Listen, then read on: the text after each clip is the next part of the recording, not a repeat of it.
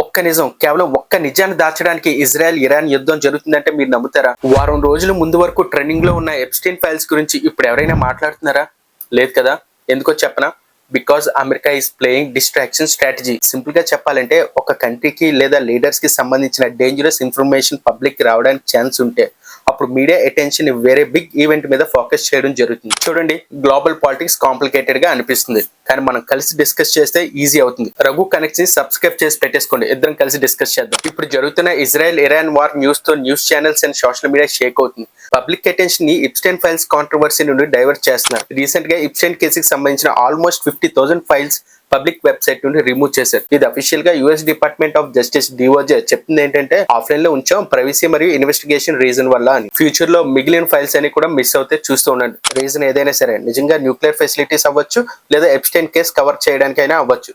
War is not a solution. War decisions leaders తీసుకుంటారు, but consequences ordinary people face చేస్తారు. ప్రతి number వెనకాల ఒక ఫ్యామిలీ ఉంటుంది కదా.